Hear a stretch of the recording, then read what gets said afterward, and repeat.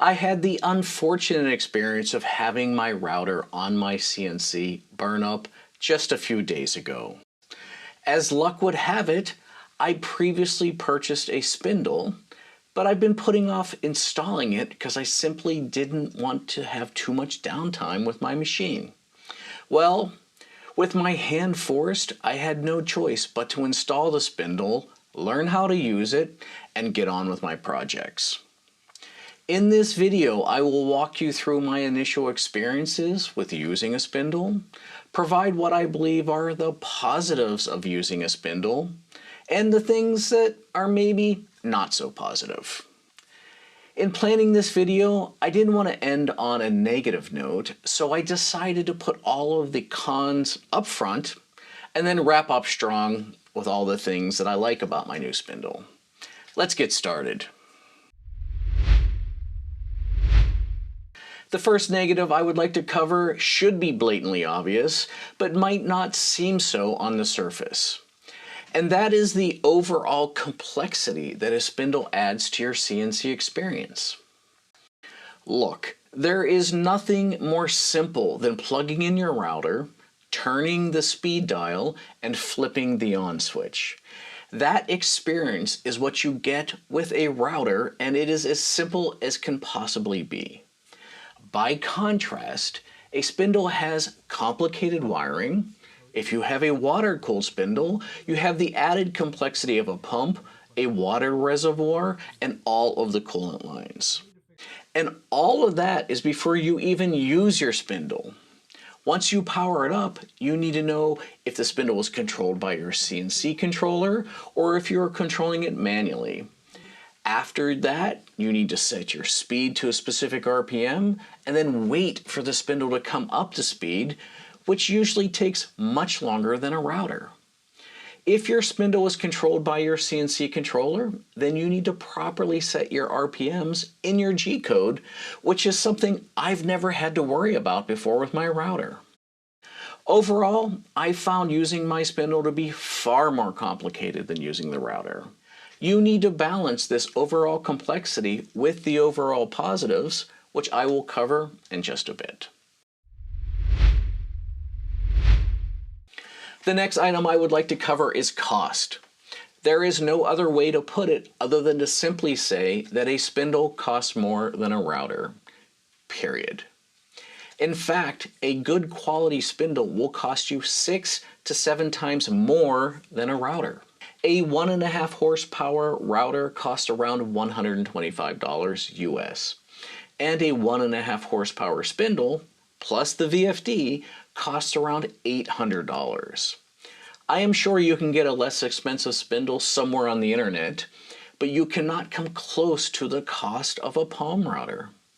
Adding a spindle could increase the cost of your CNC by 25 or even 50%.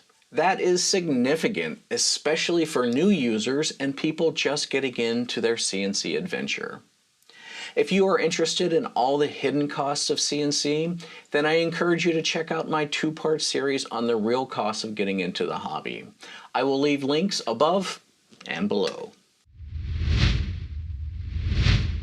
The next area to consider should not be a problem for a well-constructed CNC, but I have seen issues time and time again. Those issues are electromagnetic interference. EMI has affected nearly every hobbyist grade CNC that I've used in the early days of my adventure. Most recently, manufacturers have started to deal with the problem more effectively, and most of the new machines have good EMI protection and isolation built in. However, there still can be issues depending on the quality of your machine, and there is no greater source of EMI in a CNC than a spindle. The VFD generates a tremendous magnetic field, and that can induce unwanted currents and voltages within the control wires for your stepper motors, especially if you have all your wires bundled in a drag chain. Once again, using a spindle adds additional complexity that may cause issues down the road, and those issues may be nearly impossible to reproduce, debug, and resolve. It's just something to consider if you're considering a spindle. The final con that I'd like to mention is simply the combination of all of the previous issues. Using a spindle is simply more complicated than using a router. There are more components, there are more issues to contend with, and there are more things that can go wrong. For a new user or someone just starting out, the additional complexity of using a spindle just adds an additional mental burden to the user and adds additional variables that can go wrong during projects.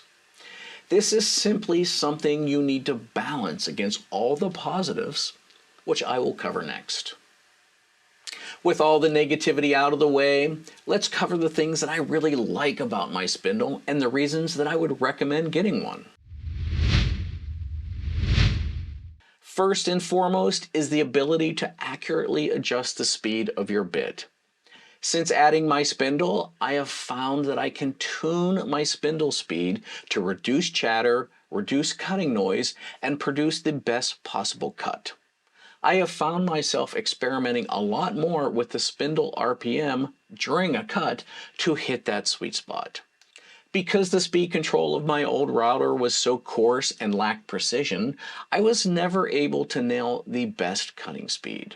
But with my spindle, I can easily adjust the RPMs on the fly, reduce any chatter or any whining created by an improper RPM setting. I really do love that feature of a spindle.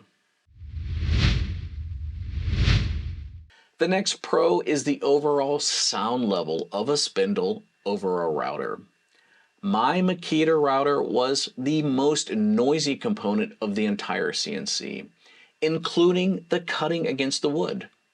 By stark contrast, the sound produced by the spindle is only marginally louder than the controller itself, and it pales in comparison to the sound of the bit cutting through the material. That really lets you listen to the wood and hear the difference the spindle speed makes while cutting. I have to say, this might be the #1 reason to get a spindle over a router. Though the sound level of the spindle is very close to the upside of accurately controlling the spindle speed, I think being able to hear the way the bit is engaging with the wood is perhaps the most important upside of getting a spindle. When comparing a spindle to a router, there is no doubt that a spindle is simply smarter than a router. A spindle senses the stress on the bit and attempts to keep a constant RPM no matter what material you're cutting. By contrast, a router is relatively dumb. Even with a current sensing router like the Makita, the ability to keep a constant RPM is relatively limited and not very accurate. Keeping a constant spindle speed is essential to maintaining a good chip load and getting high quality cuts. The next thing that I'd like to cover is something that I'm a little bit on the fence about, and that is the horsepower of a spindle. When I was first investigating spindles, I thought they simply had more horsepower than any router available. It turns out that that's not entirely true. You can easily get a 1.5 or 3 horsepower router, which is nearly identical to the horsepower provided by a spindle. I think the key difference between a spindle and a router is the ability to apply a constant force to the material regardless of the horsepower, which relates to the smartness of a spindle over a router. Even with a large horsepower router, if it bogs down because of a deep cut, having a lot of power doesn't matter if the RPM dips.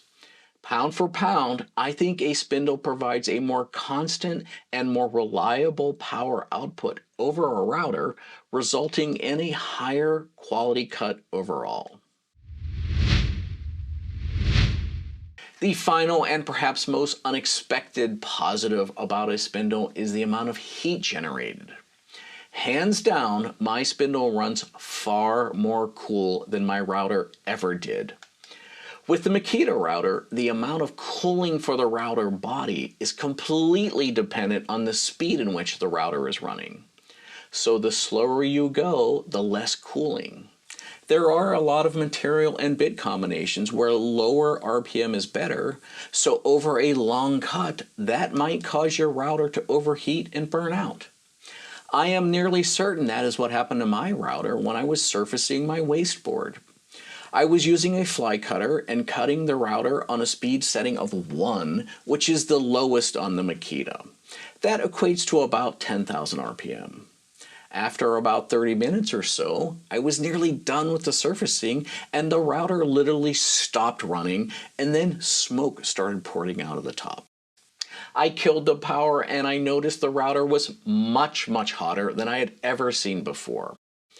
I ended up taking it out of the Z gantry clamps, putting it in the garage, and it was actually still too hot to handle after 30 minutes of sitting out in the open.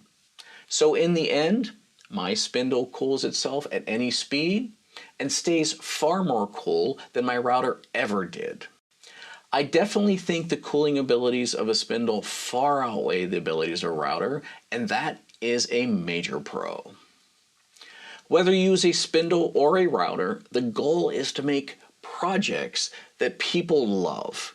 If you want to see how I made a cool dog paw catch-all, check out this video right here. Thank you for watching, thank you for getting this far, and don't forget to be inspired.